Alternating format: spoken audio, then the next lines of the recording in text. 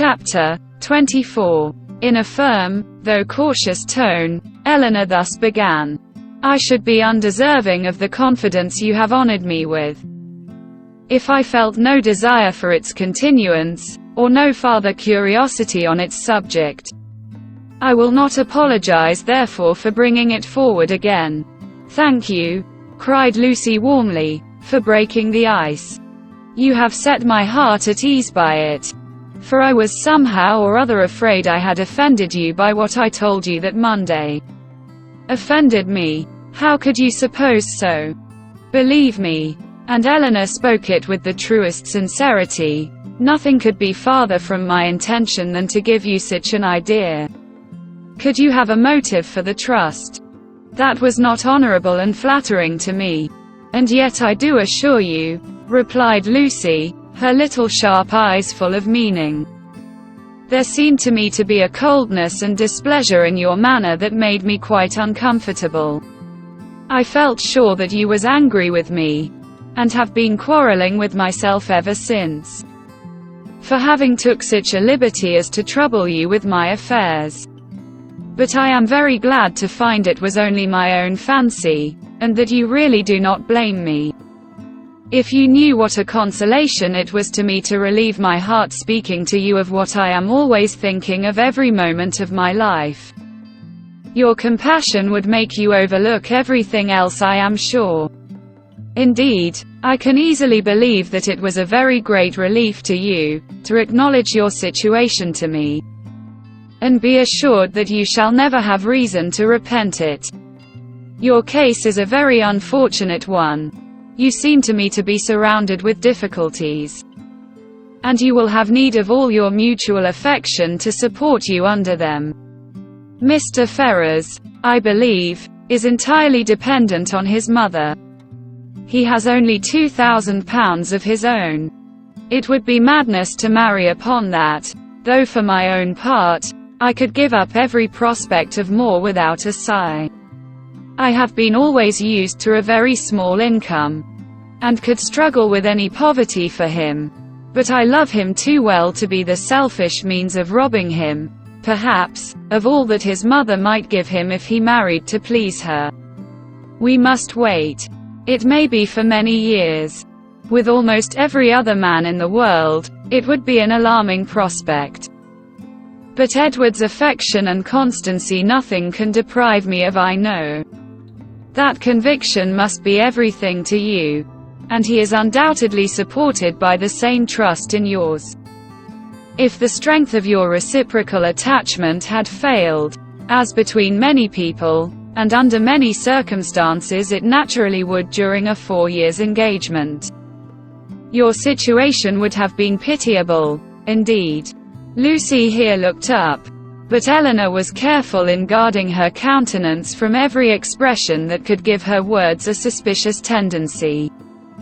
Edward's love for me, said Lucy, has been pretty well put to the test, by our long, very long absence since we were first engaged, and it has stood the trial so well, that I should be unpardonable to doubt it now. I can safely say that he has never gave me one moment's alarm on that account from the first. Eleanor hardly knew whether to smile or sigh at this assertion. Lucy went on. I am rather of a jealous temper too by nature, and from our different situations in life, from his being so much more in the world than me, and our continual separation, I was enough inclined for suspicion, to have found out the truth in an instant, if there had been the slightest alteration in his behavior to me when we met, or any lowness of spirits that I could not account for, or if he had talked more of one lady than another, or seemed in any respect less happy at Longstaple than he used to be.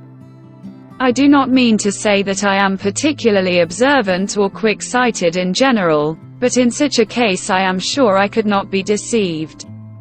All this, thought Eleanor, is very pretty, but it can impose upon neither of us.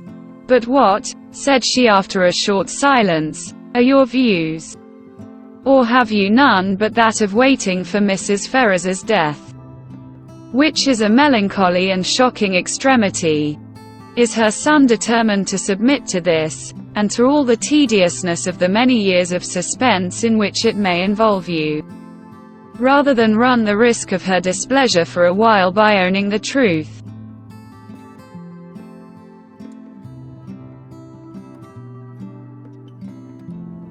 If we could be certain that it would be only for a while. But Mrs. Ferrars is a very headstrong, proud woman, and in her first fit of anger upon hearing it, would very likely secure everything to Robert, and the idea of that, for Edward's sake, frightens away all my inclination for hasty measures. And for your own sake too, or you are carrying your disinterestedness beyond reason." Lucy looked at Eleanor again, and was silent. "Do you know Mr. Robert Ferrars?" asked Eleanor. "Not at all. I never saw him. But I fancy he is very unlike his brother, silly and a great coxcomb." "A great coxcomb," repeated Miss Steele, whose ear had caught those words by a sudden pause in Marianne's music. "Oh, they are talking of their favourite beau, I dare say." "No, sister," cried Lucy, "you are mistaken there. Our favourite beaux are not great coxcombs." "I can answer for it that Miss Dashwood's is not," said Mrs. Jennings, laughing heartily, "for he is one of the modestest, prettiest behaved young men I ever saw. But as for Lucy, she is such a sly little creature, there is no finding out who she likes." "Oh," cried Miss Steele, looking significantly round at them, "I dare say Lucy's beau is quite as modest and pretty behaved as Miss Dashwood's." Eleanor blushed in spite of herself. Lucy bit her lip, and looked angrily at her sister. A mutual silence took place for some time. Lucy first put an end to it by saying in a lower tone, though Marianne was then giving him the powerful protection of a very magnificent concerto, "I will honestly tell you of one scheme which has lately come into my head, for bringing matters to bear. Indeed, I am bound to let you into the secret, for you are a party concerned. I dare say you have seen enough of Edward to know that he would prefer the church to every other profession. Now my plan is that he should take orders as soon as he can, and then through your interest, which I am sure you would be kind enough to use out of friendship for him, and I hope out of some regard to me, your brother might be persuaded to give him Norland living, which I understand is a very good one, and the present incumbent not likely to live a great while. That would be enough for us to marry upon, and we might trust to time and chance for the rest." "I should always be happy," replied Eleanor, "to show any mark of my esteem and friendship for Mr. Ferrars. But do you not perceive that my interest on such an occasion would be perfectly unnecessary?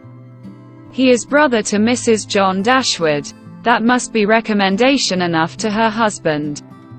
But Mrs. John Dashwood would not much approve of Edward's going into orders. Then I rather suspect that my interest would do very little." They were again silent for many minutes. At length Lucy exclaimed with a deep sigh, "I believe it would be the wisest way to put an end to the business at once by dissolving the engagement. We seem so beset with difficulties on every side, that though it would make us miserable for a time, we should be happier perhaps in the end. But you will not give me your advice, Miss Dashwood?" "No," answered Eleanor, with a smile, which concealed very agitated feelings, "on such a subject I certainly will not. You know very well that my opinion would have no weight with you, unless it were on the side of your wishes." "Indeed you wrong me," replied Lucy, with great solemnity. "I know nobody of whose judgment I think so highly as I do of yours, and I do really believe that if you was to say to me, 'I advise you by all means to put an end to your engagement with Edward Ferrars.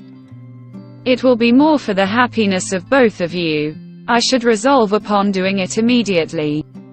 Eleanor blushed for the insincerity of Edward's future wife, and replied, This compliment would effectually frighten me from giving any opinion on the subject had I formed one. It raises my influence much too high. The power of dividing two people so tenderly attached is too much for an indifferent person. "'Tis because you are an indifferent person," said Lucy, with some pique, and laying a particular stress on those words, "that your judgment might justly have such weight with me. If you could be supposed to be biased in any respect by your own feelings, your opinion would not be worth having." Eleanor thought it wisest to make no answer to this, lest they might provoke each other to an unsuitable increase of ease and unreserve, and was even partly determined never to mention the subject again.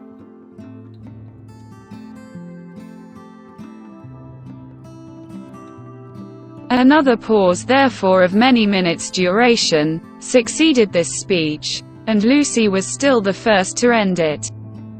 "Shall you be in town this winter, Miss Dashwood?" said she with all her customary complacency.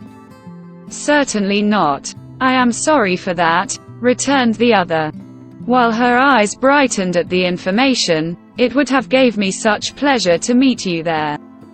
But I dare say you will go for all that. To be sure, your brother and sister will ask you to come to them. It will not be in my power to accept their invitation if they do. How unlucky that is. I had quite depended upon meeting you there. Anne and me are to go the latter end of January to some relations who have been wanting us to visit them these several years. But I only go for the sake of seeing Edward. He will be there in February. Otherwise London would have no charms for me. I have not spirits for it." Eleanor was soon called to the card table by the conclusion of the first rubber, and the confidential discourse of the two ladies was therefore at an end, to which both of them submitted without any reluctance. For nothing had been said on either side to make them dislike each other less than they had done before. And Eleanor sat down to the card table with the melancholy persuasion that Edward was not only without affection for the person who was to be his wife, but that he had not even the chance of being tolerably happy in marriage, which sincere affection on her side would have given. For self-interest alone could induce a woman to keep a man to an engagement, of which she seemed so thoroughly aware that he was weary.